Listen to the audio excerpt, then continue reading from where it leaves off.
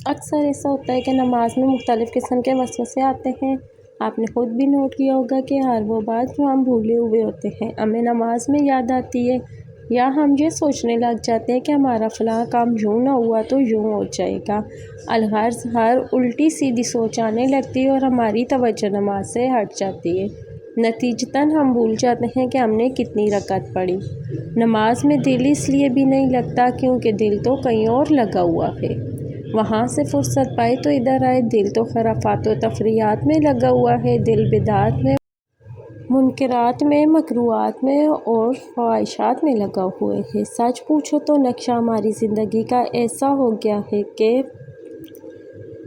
تیرا دل تو ہے صنم آشنا، تجھے کیا ملے گا نماز میں۔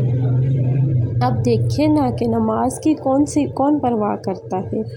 ہر روز 5 وقت مسجد کے میناروں سے حی علی الصلاۃ کی ندا بلند ہوتی ہے، لیکن مسلمان کا دل کھیل تماشے میں، سیر و تفریح میں لگا رہتا ہے۔ وہ دنیا کمانے کی فکر میں لگے رہتے ہیں اور یہ نہیں سمجھتے کہ مسلمانوں کی دنیا دراصل دین میں پوشیدہ ہے۔ دنیا کی دلکشی اور رہنائی نے مسلمانوں کو اپنی طرف کھینچ رکھا ہے۔ پھر جب دل سارا انہی باتوں میں لگا رہتا ہے تو پھر نماز میں کیسے لگے گا؟ یہی وجہ ہے کہ نمازیں پھیکی اور بے مزہ ہوتی ہیں۔ اب مسلمان عورتوں کو دیکھو، آج کل فیشن پرستی میں خوب ڈوبی رہتی ہیں کہ انہیں اسلامی شعائر کی ذرا بھی پرواہ نہیں رہی۔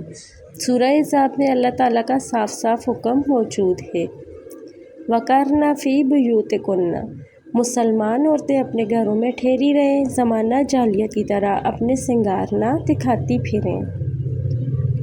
غیبت سب سے بڑی لعنت ہے، مگر یہ عیب ہر گھر میں نظر آتا ہے۔ حسد، کینہ، بغض اور بدگوئی کی اسلام نے بڑی مذمت کی ہے اور ان رذائل اخلاق سے بچنے کا حکم دیا ہے، لیکن یہ عادتیں ہماری عادت ثانیہ بن گئی ہیں، جو سراسر اسلام سے انحراف کی علامت ہے۔ آج تمام کاموں میں تو لوگوں کا بڑا دل لگتا ہے، جب ان سب سے فرصت ہی نہیں ملتی، نماز میں کیا دل لگے گا؟ اب ذرا نماز کا یہ پہلو بھی دیکھیں کہ ہمارے معاشرے میں سود، رشوت، بددیانتی، حرام کاری شدومت سے جاری ہے۔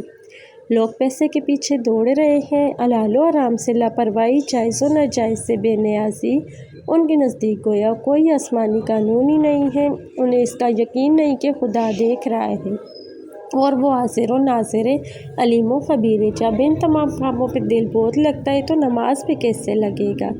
نماز میں دل کیسے لگا سکتے ہیں؟ بہترین طریقے جاننے کے لیے دیکھیں ہماری اگلی ویڈیو۔